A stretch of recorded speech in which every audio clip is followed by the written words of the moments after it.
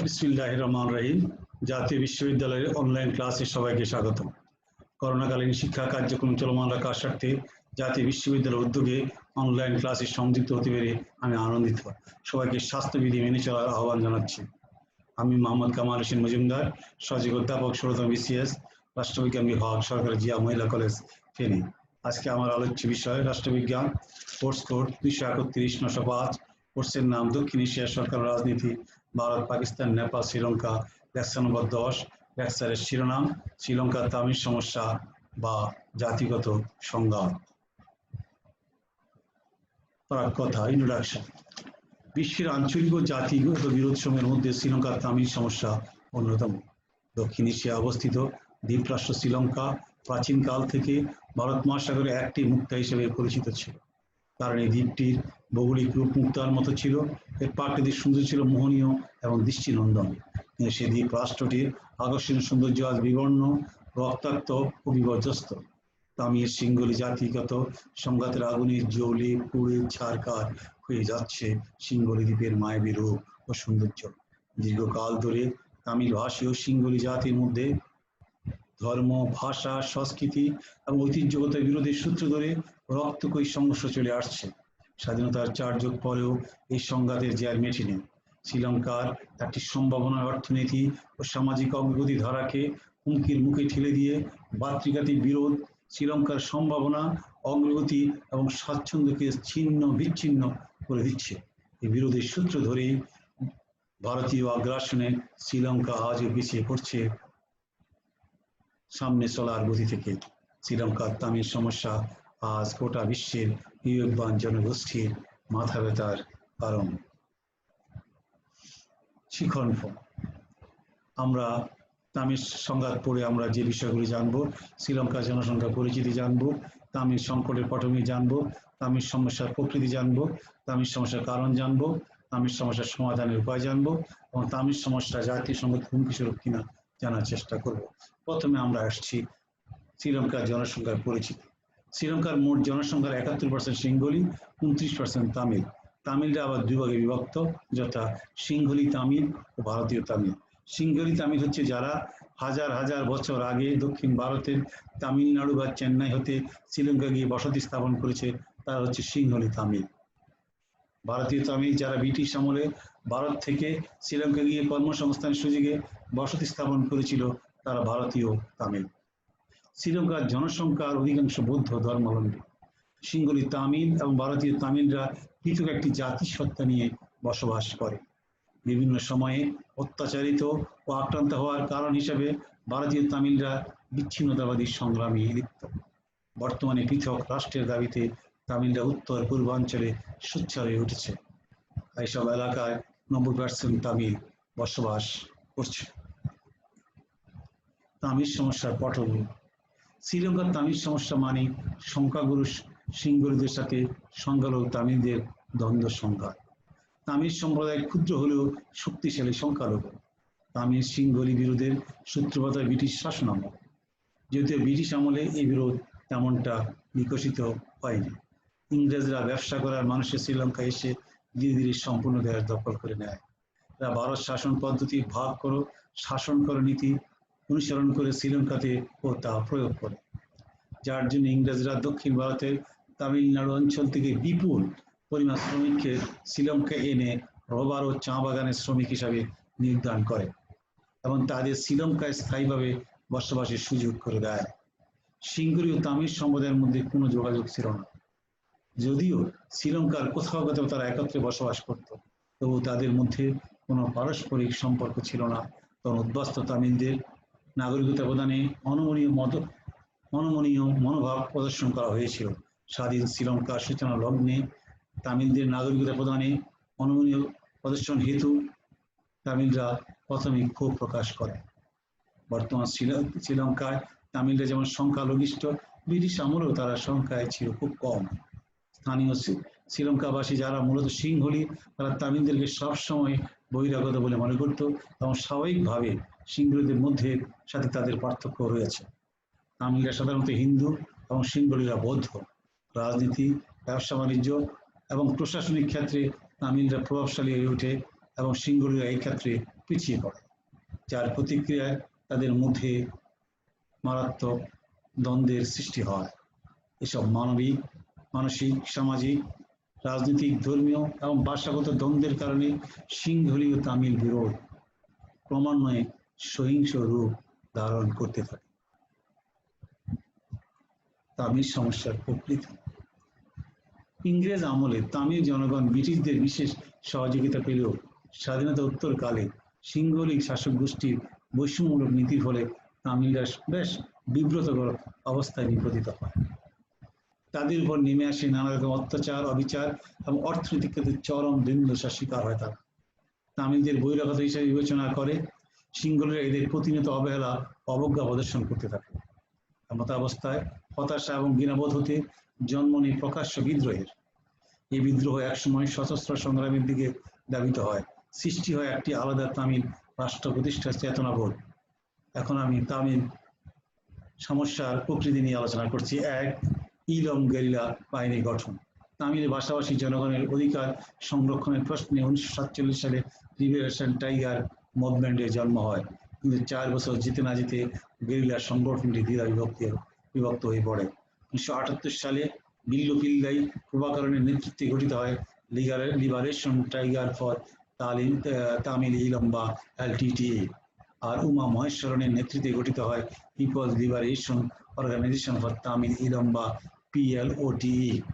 নেতৃত্ব, আদর্শের দ্বন্দ্ব এবং সরকারের বিরুদ্ধে যুদ্ধের কৌশল নিয়ে বিরোধী তামিল টাইগার মুভমেন্টের বিভক্তির কারণ। উল্লেখ্য যে উভয় দলের গোপন দপ্তর তামিলনাড়ুর রাজধানী মাদ্রাজে অবস্থিত। পর্যবেক্ষণ মহলের ধারণা, গেরিলারা তামিলনাড়ুতে গোপন সামরিক বাহিনী নিয়ে শ্রীলঙ্কায় প্রবেশ করে থাকে। LTT এবং PLOTE ছাড়াও শ্রীলঙ্কায় তামিলদের আরো 4টি উপদল রয়েছে। গেরিলা তৎপরতা। 2, 1983 সালে শ্রীলঙ্কায় বসবাসকারী তামিলরা সশস্ত্র আবাসভূমির দাবিতে সশস্ত্র রক্তক্ষয়ী বিরোধে জড়িয়ে পড়ে। তখন হতেই মূলত তামিলদের আন্দোলন এক ভয়াবহ গৃহযুদ্ধে মোড় নেয়। তখন দেশের প্রধানমন্ত্রী ছিলেন শ্রীমাভো বন্দ্যোপাধ্যায়। এই সময় তামিলদের উপর নেমে আসে চরম নিপীড়ন ও অব্যাহত নির্যাতন। এমত অবস্থায় তামিলদের মধ্যে জন্ম নেয় জঙ্গি মনোভাব। শুরু হয় গেরিলা তৎপরতা। দেশের উত্তর ও পূর্বাঞ্চলে গেরিলাদের তৎপরতা বৃদ্ধি হতে থাকে। গেরিলারা সরকারি সৈন্য এবং সিংহলী জনগণের উপর ক্রমাগতই আক্রমণ চালাতে থাকে। দীর্ঘ 1 যুগ যাবৎ গেরিলাদের তৎপরতায় সশস্ত্র গেরিলারা বহু সরকারি সৈন্য, অসামরিক মুসলিম নিধন, সিংহলী নিধন, ঘরবাড়ি লুট, অগ্নিশস্ত্র ছাড়াও ধ্বংস করেছে শ্রীলঙ্কার হাজার হাজার কোটি টাকার সম্পদ। আজও গেরিলাদের এই তৎপরতা অব্যাহত রয়েছে। 3, ভারত সরকারের ভূমিকা। শ্রীলঙ্কার উত্তর পূর্বাঞ্চলে বসবাসরত তামিলদের সাথে দক্ষিণ ভারতের প্রদেশ তামিলনাড়ুতে তামিল জনগণের একটি ঐতিহাসিক যুগসূত্র বহুদিনের। ভারত হতে জীবিকার তাগিদে এবং কর্মসংস্থানের প্রত্যাশায় বহু তামিল শ্রীলঙ্কায় চলে যায় স্বাধীনতার পূর্বকালে। স্বাধীনতার পর সিংহলী জনগণের চাপের মুখে শ্রীলঙ্কার সরকার তামিল জনগণের বিষয়টিকে নিয়ে ভারতে আসে এবং আপোষ রফার সুযোগ নেয়। 1964 সালে ভারতের প্রধানমন্ত্রী লাল বাহাদুর শাস্ত্রী এবং শ্রীলঙ্কার শ্রীমাভো বন্দ্যোপাধ্যায়ের মধ্যে একটি চুক্তি সম্পাদিত হয়। চুক্তি মোতাবেক শ্রীলঙ্কায় বসবাসকারী 6 লাখ তামিলকে ভারত গ্রহণ করা এবং 4 লাখ তামিলকে শ্রীলঙ্কার নাগরিকত্ব দেওয়ার সিদ্ধান্ত গৃহীত হয়। কিন্তু 1983 সাল পর্যন্ত অর্ধেক লোকের ক্ষেত্রে এই চুক্তি কার্যকর হয়। ফলে ভারত ও শ্রীলঙ্কার মধ্যে বন কষাকষি সৃষ্টি হয়। এমনকি তামিলরা তাদের অধিকারের প্রশ্নে শ্রীলঙ্কার সরকারের সাথে সংগ্রামে লিপ্ত হয়। তামিল সমস্যার কারণ।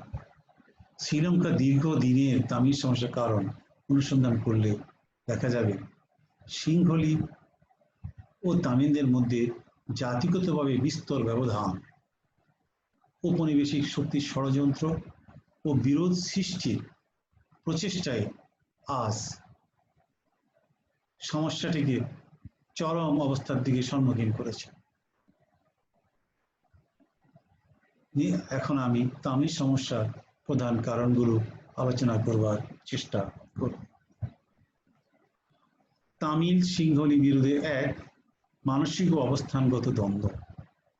তামিল সিংহলি বিরোধের অন্যতম একটি কারণ হলো মানসিক এবং অবস্থান ও অস্তিত্বগত। মূলত তামিলরা ভারতেরই একসময় জনগোষ্ঠী ছিল। তামিলদের শ্রীলঙ্কায় আগমনের ফলে সিংহলীরা তাদের কর্মসংস্থান, শিক্ষা দীক্ষা এবং চাকরিতে পিছিয়ে পড়লে এইসব বহিরাগতদের বিরুদ্ধে সিংহলীরা ক্রমশই সজাগ হয়ে ওঠে এবং তাদের সাথে বিরোধে লিপ্ত হয়। সামাজিক কারণ। তামিল সিংহলী বিরোধের অন্যতম কারণ হল সামাজিক।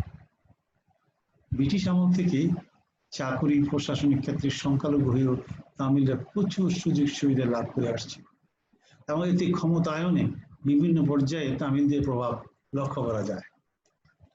সংখ্যাগরিষ্ঠ এবং স্থানীয় হিসাবে সিংহলীরা এটি ভালোভাবে মেনে নিতে পারেনি, ফলে হিংসা এবং বিরোধের সৃষ্টি হয় সামাজিক প্রতিষ্ঠা নিয়ে। ৩. তামিলদের ভারত প্রীতি। তামিল জনগোষ্ঠী প্রকৃতপক্ষে ভারতীয় হওয়ার কারণে কখনো তারা শ্রীলঙ্কায় তাদের বসবাসকে একমাত্র ভরসা হিসাবে গ্রহণ করতে পারে। এর কারণ দুটো। এক হলো বহিরাগত হিসেবে সিংহলীদের আচরণ এবং অন্যটি হল নিজেদের মাতৃভূমি তামিলনাড়ুর প্রতি আকর্ষণ। সংখ্যালঘু গোষ্ঠী হিসাবে নিরাপত্তার জন্য তামিলরা তাদের আদি আবাসকে বিপদের আশ্রয়স্থল হিসাবে মনে করত। অর্থাৎ তামিলনাড়ু থেকে তারা চলে গেলেও তার প্রতি একটা আকর্ষণ ছিল। শেষ উপায় না থাকলে তামিলনাড়ু হবে তাদের শেষ আশ্রয়স্থল। ভাষাগত দ্বন্দ্ব। সিংহলী ভাষাকে রাষ্ট্রভাষা ঘোষণার মধ্য দিয়ে সিংহল তামিল বিরোধ চরম আকার ধারণ করে। সিংহলী ভাষাকে ইংরেজি স্থলে রাষ্ট্রভাষা করার প্রতিশ্রুতি দিয়ে 1956 সালে সলোমন ডব্লিউ.আর. বন্দরনায়েকে শ্রীলঙ্কার পিলম পার্টি নেতৃত্বে শ্রীলঙ্কার পিলম পার্টি ক্ষমতায় আসে। ইউনাইটেড ন্যাশনাল পার্টিকে হারিয়ে বন্দরনায়েক ক্ষমতা লাভ করার পরপরই সিংহলী রাষ্ট্রভাষা হিসাবে সরকার ঘোষণা দিয়ে আইন পাশ করে। সিংহলী গোষ্ঠী এতে খুশি হলেও তামিলরা তাতে বিক্ষুব্ধ হয়, ফলে সিংহলী ও তামিলদের মধ্যে ভাষাগত বৈষম্যের সূত্রপাত হয় এবং পরিস্থিতি মারাত্মক আকার ধারণ করে। 1948 সালে Ceylon citizenship act. Ceylon citizenship act Tamil জনগণের জন্য ছিল আরেকটি বৈষম্যমূলক নীতি, যা তাদেরকে শ্রীলঙ্কার ভোটাধিকার থেকে বঞ্চিত করে। এই আইন পাশ হয় 1948 সালে। দেশের প্রথম প্রধানমন্ত্রী ডাডলি এম সেনানায়েক সংখ্যাগরিষ্ঠ সিংহলীদের স্বার্থে এই আইন পাশ করিয়ে নেয় ব্রিটিশ আমলে, যার ফলে এটি শ্রীলঙ্কার শান্তি ও সম্প্রীতির ক্ষেত্রে মারাত্মক প্রতিবন্ধকতা সৃষ্টি হয় এবং তামিলরা সিটিজেনশিপ বা নাগরিকতা লাভ থেকে বঞ্চিত হয়। 6. সিংহলীদের নির্যাতন। মূলত ব্রিটিশ শাসনামলে দক্ষিণ ভারতে তামিলনাড়ু থেকে বিপুল পরিমাণ শ্রমিকরা মূলত ব্রিটিশ শাসনামলে দক্ষিণ ভারতের তামিলনাড়ু থেকে বিপুল পরিমাণ শ্রমিককে ইংরেজরা শ্রীলঙ্কায় এনে রাবার এবং চা বাগানের শ্রমিক হিসাবে নিয়োগ দেয় এবং স্থায়ী বসবাসের সুযোগ করে দেয়। কিন্তু স্বাধীনতা পরবর্তী সময়ে সিংহলীরা তামিলদের সাথে রাজনৈতিক, সামাজিক, অর্থনৈতিক ক্ষেত্রে বৈষম্যমূলক আচরণ শুরু করে। এমনকি সিংহলীরা তামিলদের উপর নির্যাতন এবং নিপীড়ন শুরু করেছিল, যার কারণে তামিলরা সশস্ত্র বিদ্রোহ শুরু করে। শিক্ষাক্ষেত্রে বৈষম্য।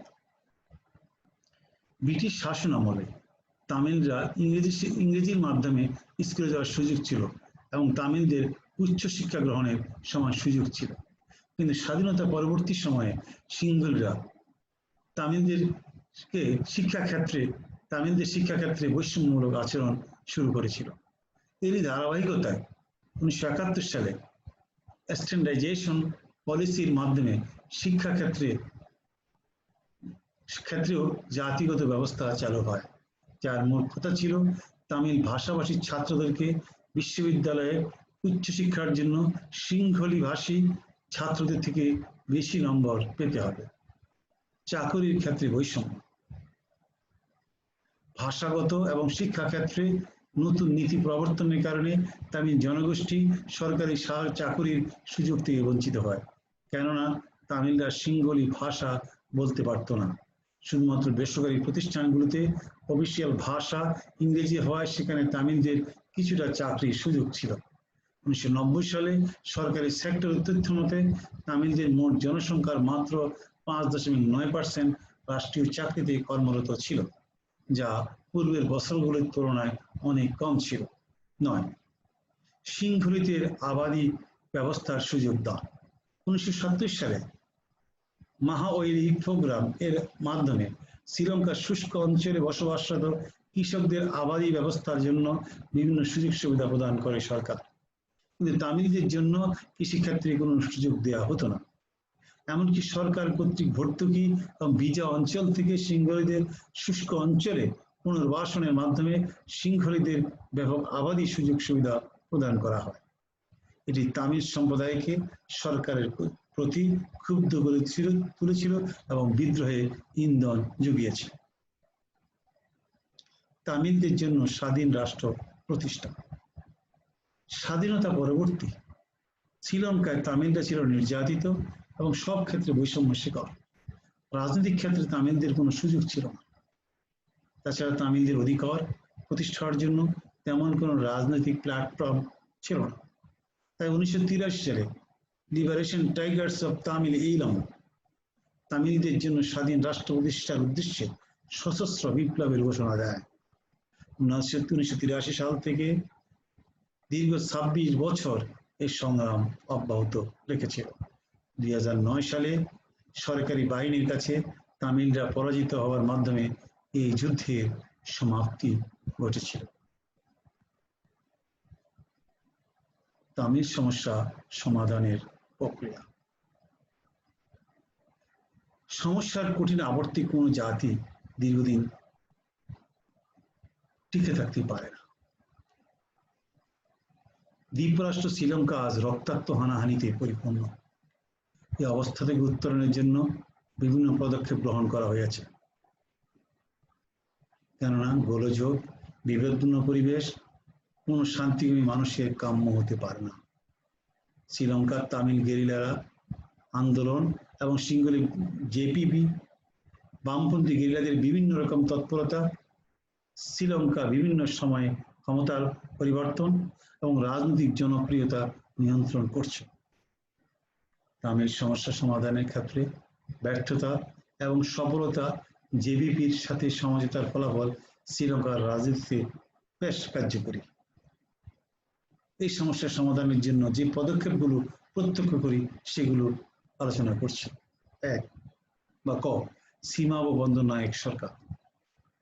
শ্রীলঙ্কার পীড়ন প্রাচীন নেতা সীমাব বন্দরনায়েক ক্ষমতায় এসে তামিল সমস্যা কঠোর হাতে দমনের উদ্যোগ গ্রহণ করেন।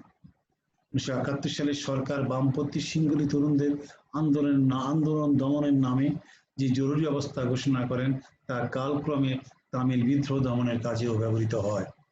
কিন্তু বাস্তবে 1977 সাল অবধি তামিল এবং সিংহলি সমস্যার ভয়াবহতা এবং অর্থনৈতিক মন্দার প্রভাব সীমাব বন্দরনায়েক সরকার সম্বন্ধে জনগণের আস্থার চিড় ধরায়।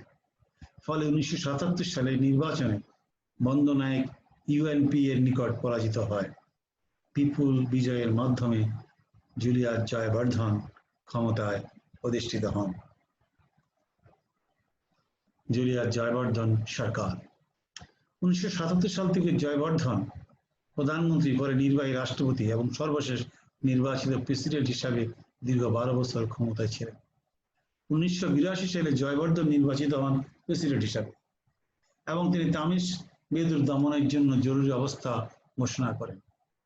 এই জরুরি অবস্থার মধ্য দিয়ে জয়বর্ধন তামিলদেরকে দমন করার কাজটি সম্পূর্ণ করার প্রয়াস পান, কিন্তু তিনি তাতে সফল হতে পারেননি। ঠিক তখনই ভারত শ্রীলঙ্কার জয়বর্ধন সরকারকে জবরদস্তিমূলক শান্তি চুক্তিতে আবদ্ধ করে। শান্তি চুক্তির শর্তগুলো হলো: 1, গেরিলাদের অস্ত্র সমর্পণ; 2, ভারতীয় সেনাবাহিনী কর্তৃক গেরিলাদের নিরস্ত্রীকরণ তদারক; 3, শ্রীলঙ্কার সেনাদের ব্যারাকে ফিরে যাওয়া; এবং তামিল অধ্যুষিত এলাকার স্বায়ত্তশাসিত প্রাদেশিক পরিষদ গঠনের জন্য নির্বাচন অনুষ্ঠান। ইলম টাইগার নেতা প্রভাকরণ ভারতীয় প্রচারণায় এই শান্তি চুক্তিতে সম্মত হলে এবং জয়বর্ধন সরকার তা মেনে নিল। এটি ছিল শ্রীলঙ্কার মাটিতে ভারতীয় সৈন্য অনুপ্রবেশের একটি ষড়যন্ত্র এবং শ্রীলঙ্কার সরকারের বিরোধী রাজীব গান্ধী সরকারের একটি প্রতিশোধ মাত্র। প্রভাকরণ এবং জয়বর্ধন পরে তা আঁচ করতে পেরেছিলেন। 1987 সালে ভারতীয় সেনারা শ্রীলঙ্কায় প্রবেশ করলে শ্রীলঙ্কার জনগণ এর তীব্র প্রতিবাদ জানায়। জয়বর্ধন মন্ত্রিসভায় প্রধানমন্ত্রী রণসিংহ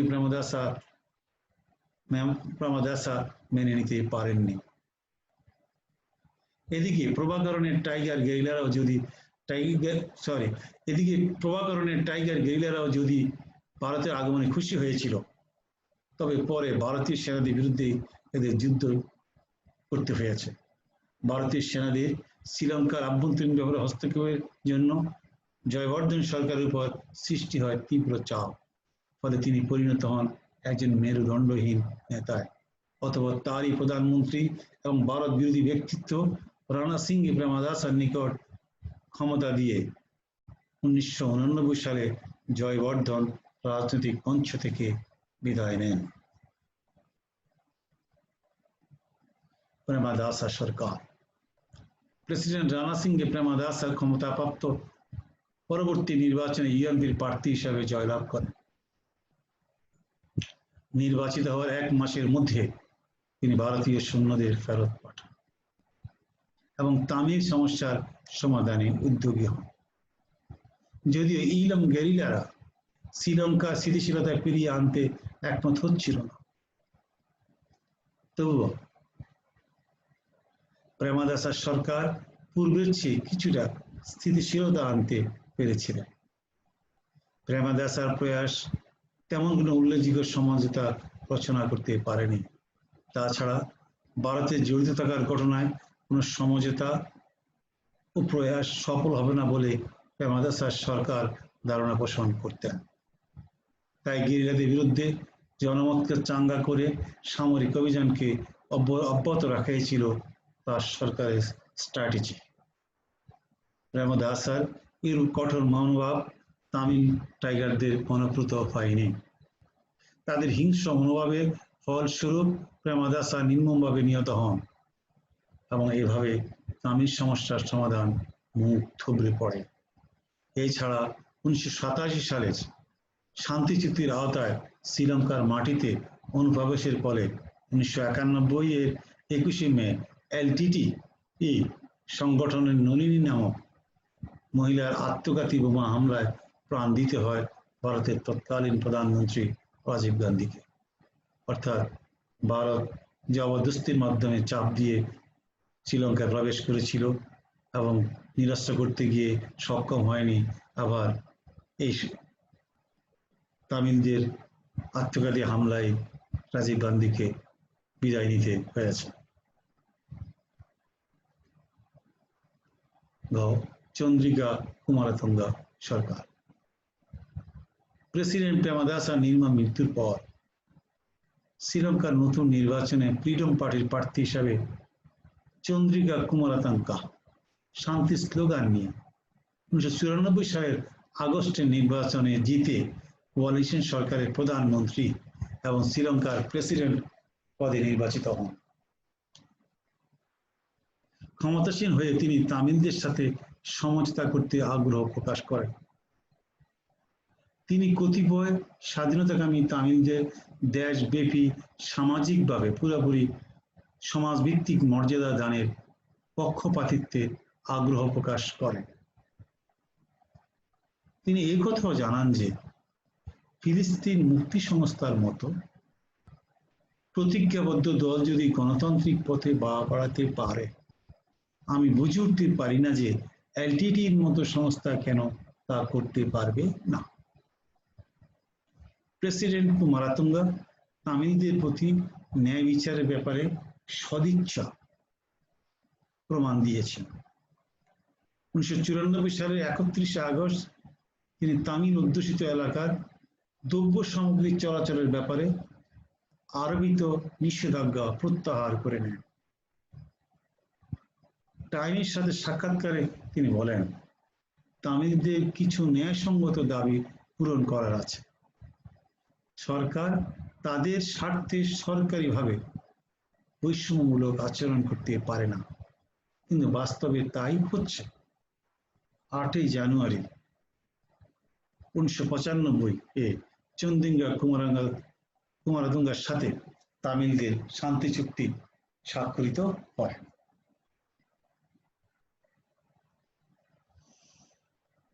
অনেকে আশাবাদী ছিলেন শ্রীলঙ্কায় শান্তি ফিরে আসবে।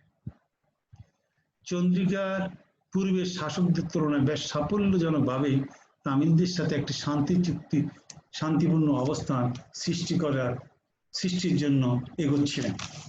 কিন্তু এলটিটি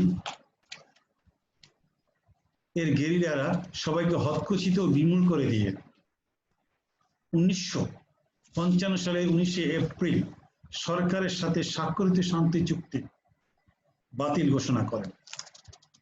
বিচ্ছিন্নতাবাদী তামিল বেতার কেন্দ্র থেকে শান্তি চুক্তি বাতিলের ঘোষণা দেওয়া হয়,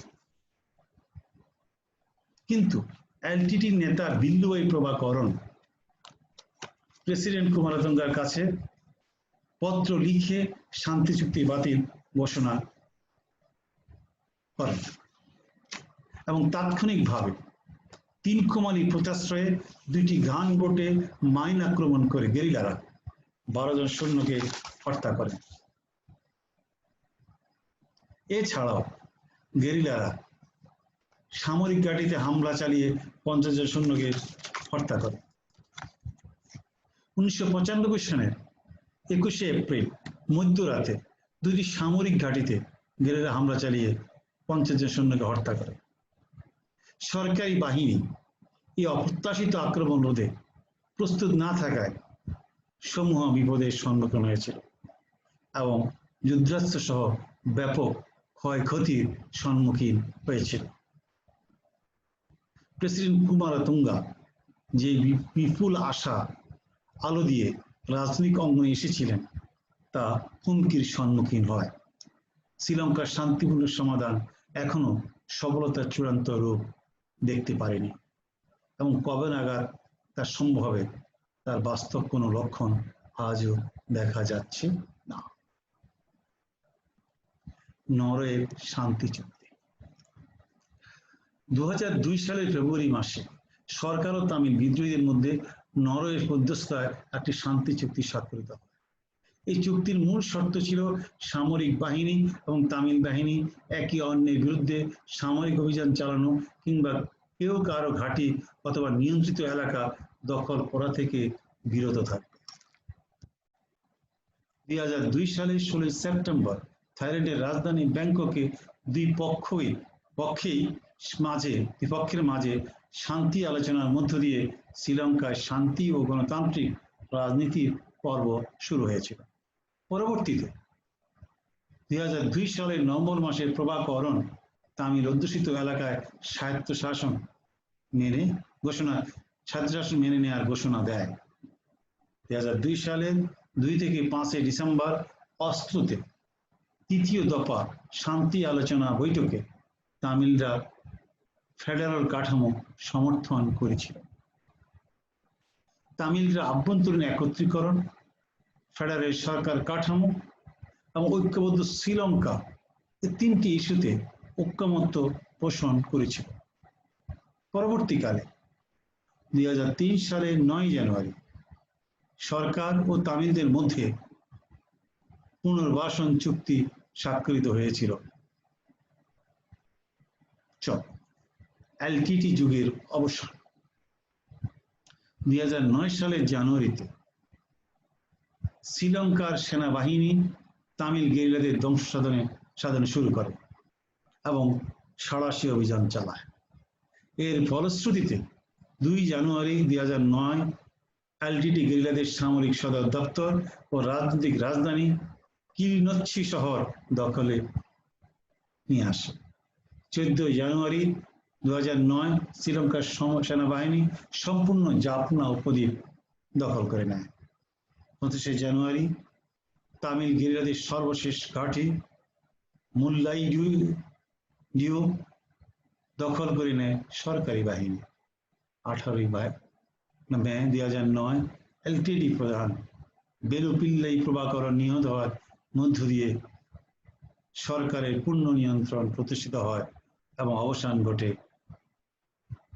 এলটিটির মাধ্যমে দীর্ঘ যে সংগ্রাম ছিল সেই যুগের। অর্থাৎ এলটিটি যে আন্দোলন শুরু করেছিল 2009 সালে সরকারি বাহিনীর প্রবল এবং প্রতাপশালী আক্রমণের মধ্য দিয়ে তাদের পতন ঘটে এবং এলটিটির আন্দোলন সংগ্রাম স্থায়ীভাবে বন্ধ হয়ে যায়। তামিল সমস্যা জাতীয় সংহতির জন্য হুমকি স্বরূপ কিনা? শ্রীলঙ্কার গৃহযুদ্ধ দক্ষিণ এশিয়ার জন্য একটি ট্র্যাজেডি, আর এই ট্র্যাজেডি নায়করা হলেন শ্রীলঙ্কার পূর্বসূরি রাজনৈতিক নেতৃবৃন্দ। কেন তামিল ভাষাভাষীদের 1948 সালে শ্রীলঙ্কার সাধারণ নির্বাচনে বিচ্ছিন্ন করে রাখা হলো? কেন কথা দিয়েও থিম্পু বৈঠকে তামিল জনগণের মতামতকে অগ্রাহ্য করা হলো? কেন শ্রীলঙ্কার 29% তামিল নাগরিক সরকারের আস্থা অর্জন করতে পারল না? এই প্রশ্নটি আজও উদ্বেগের কারণ হয়ে দাঁড়িয়েছে। উন্নত অনুন্নত নির্বিশেষে বিশ্বের অধিকাংশ দেশই আজ বিচ্ছিন্নতাবাদের চক্রান্ত চলছে, যার ফলে গোটা পৃথিবী আজ রাজনৈতিক ভারসাম্য হারাচ্ছে। জাতিগত দাঙ্গা, সাম্প্রদায়িক সংঘাত ক্রমাগতই জটিল থেকে জটিলতর হচ্ছে। মুষ্টিমেয় কিছু মানুষের লালসার শিকার হচ্ছে লক্ষ লক্ষ নারী পুরুষ। গোটা ইউরোপ এখন ভয়ঙ্কর জাতি সচেতন হয়ে উঠেছে। পূর্ব ইউরোপীয় সোভিয়েত সমাজতন্ত্রের অবসানের পর বিভিন্ন দেশে বিভিন্ন দেশ যেভাবে টুকরো টুকরো হয়ে ছোট ছোট রাষ্ট্রে পরিণত হতে শুরু করেছে, আজও তা অব্যাহত রয়েছে। যুগোস্লাভিয়ার গৃহযুদ্ধ শুধু দুর্ভাগ্যজনক নয়, উদ্বেগজনকও বটে। ইউরোপের উপর বিভিন্ন দেশের ভাঙ্গনের ফলে একাধিক ছোট ছোট রাষ্ট্রের উদ্ভব হয়েছে। দারিদ্র পীড়িত আফ্রিকাতে সেই একই চিত্র। সোমালিয়ার শেষ পরিণতি কি অধিকাংশ রাষ্ট্রের চিন্তাবিদদের কাছে আজ অজ্ঞাত। রুয়ান্ডার হুড উপজাতি দুর্দশা সমস্ত বিশ্বে নজর কেড়েছে। ব্রিটেনের আয়ারল্যান্ডের ক্যাথলিক প্রোটেস্ট্যান্ট সংঘর্ষ মুসলিম দেশগুলোতে শিয়া সুন্নি তীব্র আকার ধারণ করেছে। পাকিস্তানের মহাজির কওমি আন্দোলন বিচ্ছিন্নতাবাদের জন্ম দিয়েছে। নিউজিল্যান্ড, অস্ট্রেলিয়া অধিবাসীরা এখন নিজেদের আত্মপরিচয়ে ব্যস্ত হয়ে উঠেছে। লাতিন আমেরিকা ব্রাড ইন্ডিয়ানরা দেশের জন্য নয়, সম্প্রদায়ের অধিকারের স্বার্থে আন্দোলন চালাচ্ছে। ভারতের সাম্প্রদায়িকতা কয়েকশো বছর, রাশিয়ার চেচেন যোদ্ধারাও স্বাধীনতার পথে অগ্রসর হচ্ছে। সব মিলিয়ে গোটা বিশ্ব আজ বিশ্বের পরিস্থিতি আজ উদ্বেগজনক। আর এই উদ্বেগজনক পরিস্থিতির প্রভাব পড়েছে শ্রীলঙ্কায় জাতিগত সংঘাতের এই পরিণতিতে যদি পরিস্থিতির উন্নতি ঘটাতে হয়, তাহলে তাদের মধ্যে স্ব-অবস্থান তৈরি করতে হবে, তামিলদেরকে শিক্ষিত করতে হবে, চাকরির ক্ষেত্রে তামিলদের পর্যাপ্ত সুযোগ সুবিধা দিতে হবে, সংঘাত নয় পারস্পরিক সমঝোতার ভিত্তিতে সমস্যা নির্ণয় এবং সমাধানের সূত্র খুঁজে বের করতে হবে। সিঙ্গল এবং তামিল নয়, যোগ্যতার ভিত্তিতে রাষ্ট্রীয়ভাবে সরকারি চাকরিতে নিয়োগের ব্যবস্থা করতে হবে। ভাষাগত বৈষম্যের পরিবর্তে প্রত্যেক ভাষাভাষীর নাগরিকরা যাতে স্বাধীনভাবে নিজস্ব ভাষা সংস্কৃতি লালন করতে পারে সেটি নিশ্চয়তা বিধান করতে হবে। তামিলরা যাতে তাদের মাতৃভাষা অনুযায়ী পড়ালেখা করতে পারে তার নিশ্চয়তা বিধান করতে হবে। তামিল এবং সিংহলীদের মধ্যে শিক্ষাগত ক্ষেত্রে যে বৈপরীত্য রয়েছে সেটি দূর করতে হবে। কেননা সিংহলীদের চেয়ে তামিলদের উচ্চশিক্ষায় বেশি নম্বর পাওয়ার যে প্রবণতা আইন হয়েছে সেটি বাতিল করতে হবে। কেননা বাতিল না করলে এই সংকট আবারও জাগ্রত হবে এবং ছড়িয়ে পড়বে সমগ্র শ্রীলঙ্কা। শ্রীলঙ্কার জাতিগত সম্প্রদায়ের আরেকটি মূল বিষয় হচ্ছে বৌদ্ধ ধর্ম এবং হিন্দু ধর্মের মধ্যেকার দ্বন্দ্ব। সাম্প্রদায়িক ভিত্তিতে রাষ্ট্র প্রতিষ্ঠা এবং বাস্তবায়ন কখনো ইতিবাচক ফলাফল বয়ে আনে না। আর এই অবস্থার উত্তরণ করতে গেলে সর্বাগ্রে যেটি প্রয়োজন সেটি হচ্ছে ধর্মনিরপেক্ষ রাষ্ট্র কাঠামো প্রতিষ্ঠা করতে হবে। ধর্ম যার যার রাষ্ট্রসভার এই নীতি শ্রীলঙ্কায় কায়েম করতে হবে। যদি এটি করা যায় তাহলে শ্রীলঙ্কার জাতিগত সমস্যার সমাধান করা সম্ভব হবে উপসংহার। পরিশেষে বলতে পারি শ্রীলঙ্কার রাজনৈতিক ও শাসনতান্ত্রিক ইতিহাসে তামিল সমস্যা বর্তমানে প্রকট আকার ধারণ করেছে। কোন রাষ্ট্র বা গোষ্ঠীর উন্নয়ন ও প্রগতির অন্যতম পূর্বশর্ত স্থিতিশীল রাজনৈতিক ও সামাজিক পরিবেশ।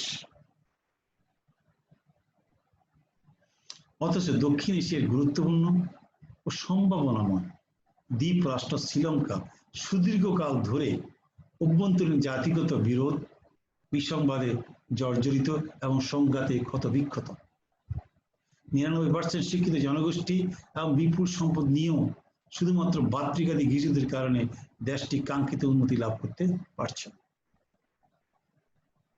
এর প্রভাব পড়েছে গোটা দক্ষিণ এশিয়ায় এবং আঞ্চলিক সংস্থা সার্কে। আজ তাই সর্বাগ্রের প্রয়োজন দেখা দিয়েছে ব্যাপক উদ্যোগ ও সম্ভাব্য সকল কৌশল প্রয়োগের মাধ্যমে সম্ভাবনাময় এই রাষ্ট্রটির রাজনৈতিক ও সামাজিক স্থিতিশীলতা রক্ষা করা।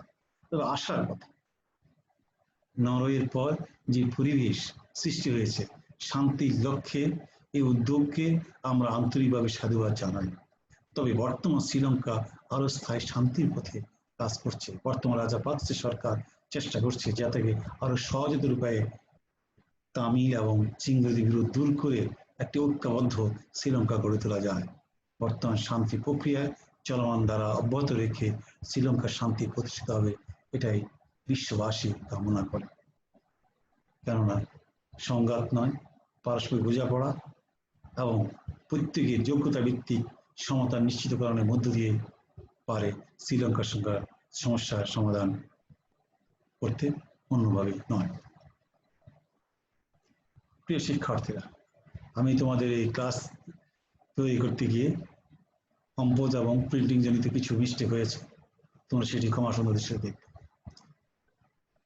এই রচনাটি তৈরি করতে গিয়ে আমি যে বিষয়গুলি সহযোগিতা নিয়েছি অপরাপর প্রশ্নের মতো ডক্টর আব্দুল ওদুদ মিয়া রচিত দক্ষিণ পূর্ব এশিয়ার সমাজ ও রাজনীতি, ডক্টর সৈয়দ সিরাজুল ইসলাম ও বিপুল রঞ্জন নাথের 19 দেশের রাজনীতি, ডক্টর সৈয়দ সিরাজুল ইসলাম স্যারের লেখা সামাজিক পরিবর্তন 19 দেশের রাজনীতি, ডক্টর গিয়াসউদ্দিন মোল্লা স্যারের লেখা দক্ষিণ পূর্ব এশিয়ার রাজনীতি, মোহাম্মদ আবুল কাসেম স্যারের লেখা তুলনামূলক রাজনীতি,